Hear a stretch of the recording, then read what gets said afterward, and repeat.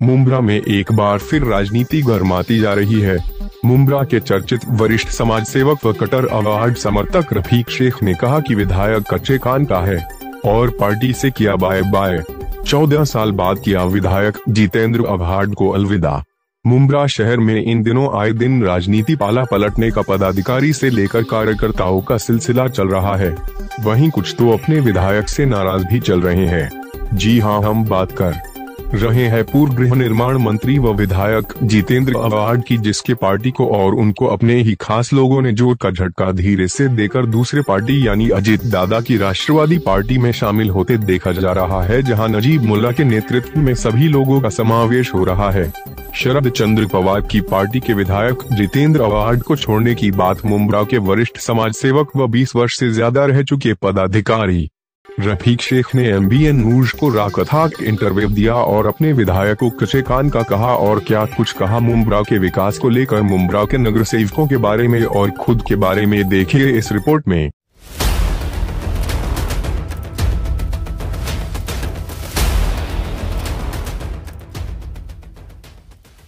Party में जुड़े थे, जिस पार्टी में आपके यहाँ के स्थानीय विधायक जितेंद्र अवार्ड थे, आज आपने अलविदा किया। इसका क्या कारण है कि अचानक से आपने NCP शरद पवार पार्टी से अलविदा लिया? बहुत सारे कारण हैं इसके, जिसमें मैंने पहले भी न्यूज में बोला कि कुछ लोग वकार और इज्जत के लिए जीते। ऐसा सब कुछ नहीं है। वकार और इज्जत के लिए मैं था और बहुत मेहनत से, कुर्बानी से काम किया मैंने पार्टी के अंदर, और सारे प्रेस वाले तकरीबन मेरे दोस्त थे और वो इस बात को जानते, मेरे बोलने की जरूरत नहीं। आज जितने लोग मेरे अजीब करीब में है या मेरे साथ में जो गए थाना नजीब पैसे, और एक बहुत बड़ी टीम आने के लिए तैयार है, जो मेरे को कंटिन्यू कॉल कर रही है, भाई हम लोग भी आ रहे हैं, हम लोग बोलना चाहिए था हमको, तुम जा रहे। और ऐसा हुआ कि जिसमें आधे लोग यहाँ पे छूट गए, उसमें से मेरे अजीज दोस्त फिरोज भाई भी है, और बहुत सारे लोग यहाँ रह गए मोर्चे में जाने। और उसमें सबसे बड़ी बात ये थी कि जो भीड़ मैं लेकर गया था वो 300-500 वाली भीड़ नहीं थी, मेरे मोहब्बत में आने वाले। नजीब मुल्ला की पार्टी में ही क्यों गए आप? कांग्रेस थी, समाजवादी थी, क्या कारण है कि नजीब मुल्ला की पार्टी आपने चुने?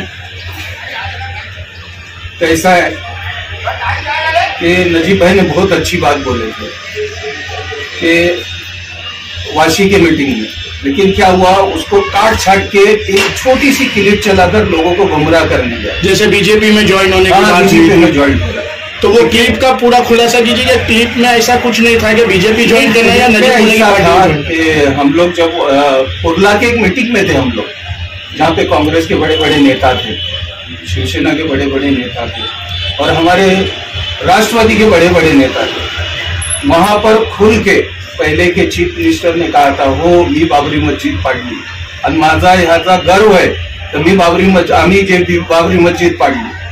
तो हम लोग स्टेज पे हमारे लोग तालियां बजा रहे थे और हम लोग सेकुलर थे उस पार्टी में। तो अभी बीजेपी भी तो अपना श्रेय ले रही है कि बाबरी मस्जिद के लिए हम लोग भी थे और वही पार्टी को लेके कोलैब में नजीब मुल्ला भी है, लेकिन वहाँ सेकुलर थे। यहाँ आने के बाद में हम लोग जो है ये हमारी सोच अलग है, हम लोग काफी लोग हैं।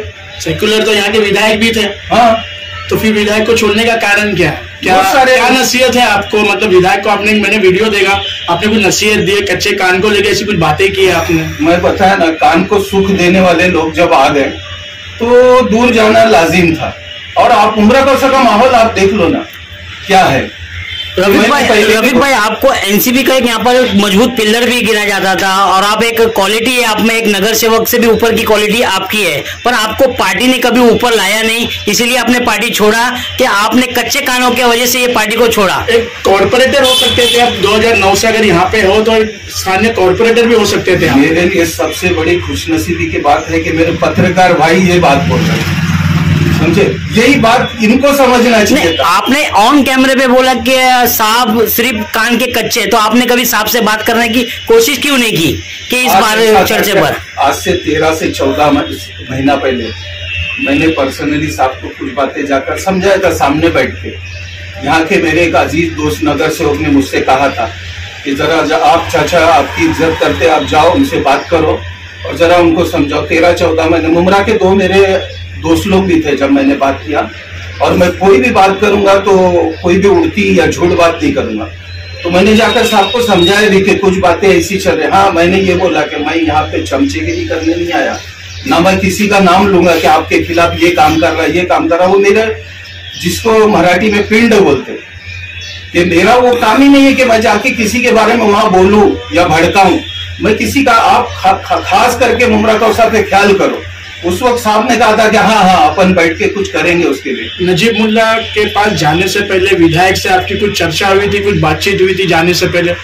नहीं, मैंने देखा कि नजरअंदाज किया जा रहा है बहुत जगह पे, और शायद उसकी वजह होगी क्योंकि कान भरने वाले लोग ऐसे थे कि मैं बताऊं कि पहले न्यूज में नहीं बोला, किसी ने एक फेक आईडी बनाया था रफीक शेख बोल के, और दूसरे पार्टियों के लीडरों को वो टैग करता था, तारीफ करता था। तो मेरे को एक हमारे पार्टी के आदमी ने बोला, अरे आप रफीक भाई ऐसा क्यों करते? मैंने बताया आईडी मेरी, देखो ये मेरी आईडी नहीं है, किसी ने फेक आईडी बनाकर ये काम चलाया। तो ये सामने वाले को सोचना चाहिए कि मेरा कितना वफादार है। तो अगर मेरे बारे में अगर कोई बात पहुंची भी है, बुला के पूछना चाहिए था। हमने जब भी अजीज बाटा और जो है अजीज भाई, और उसके बाद में साजिद अंसारी जो हमारे इलेक्शन लड़े, जिसका स्टेडियम थाना के स्टेडियम में निकाल लगा, दादोजी कोंडी स्टेडियम में निकाल लगा, उधर साहब को मैंने स्पष्ट बोला था ये बात कि साहब अगर गद्दारों में रफीक शेख का नाम है तो सबसे पहला पार्टी से मुझको निकालो। रफीक भाई, अभी यहाँ पर कलवा मुमरा के जो अध्यक्ष है शमीम खान, वो भी मौजूद नहीं थे और आपने अवार्ड साहब से भी बात नहीं किया, और ऐसे प्रयास कई लगाए जा रहे हैं कि आपको कुछ पोस्ट की लालच दी गई है तो आपने पोस्ट के लालच में अपने कार्यकर्ताओं को तोड़ के नजीब मुल्ला में लेके गए। ऐसे आप पे आरोप भी लगाए जा रहे हैं कि आपके जाने के बाद। बहुत अच्छा सवाल किया भाई आपने। मैं पहले जो है थाना सिटी वाइस प्रेसिडेंट पैनल में था, ये थाना सिटी प्रेसिडेंट के बाद की पोस्ट है, और अभी मैं जो हूँ माइनॉरिटी सेल में हूँ। और मुझको नजीब भाई ने बोला था, रफीक भाई रफीक चाचू आप जो पोस्ट सिलेक्ट करे, मैं ऑन कैमरा बोल रहा हूँ, आपको दी जाएगी। लेकिन मुमरा कौसा माइनॉरिटी एरिया है, माइनॉरिटी के लिए मुझे काम करना था, मुमरा कौसा में काम करना था, इसके लिए मैंने जो है माइनॉरिटी सेल का अध्यक्ष होना चुना। क्या लगता है आपको कि अगर विधायक अवार्ड आपसे फिर एक बार चर्चा, एक बार बातचीत करेंगे तो वापस से शरद चंद्र पवार पार्टी में फिर से आएंगे? बहुत मुश्किल है, मैं खुददार आदमी हूँ।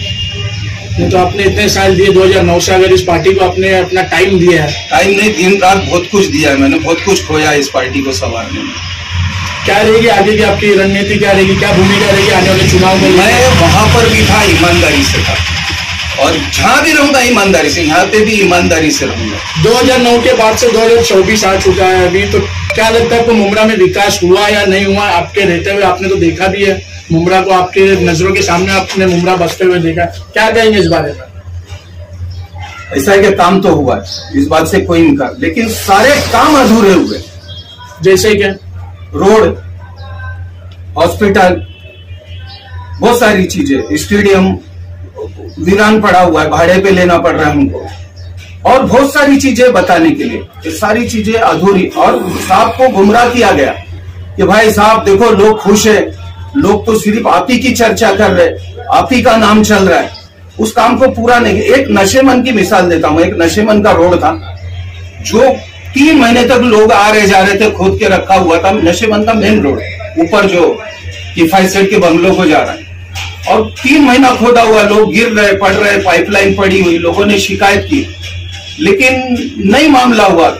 यहाँ के नगर सेवकों से आपकी मतलब संतुष्टि है कि काम हुआ है? 5-5 साल के जो लोग ने अपना जो टर्म पूरा किया है, क्या लगता है? यहाँ के नगर सेवकों से मेरा बहुत अच्छा ताल्लुक रहा। नहीं, ताल्लुक की बात नहीं, कामकाज को लेके, या कामकाज किए हैं लोगों के लिए, जो फंडिंग पास होती थी कि पूरा पैसा लगा हुआ है बराबर से, काम तो लोग कर रहे थे नगर सेवक यहाँ के मौजूदा, लेकिन उनको भी गुमराह किया गया।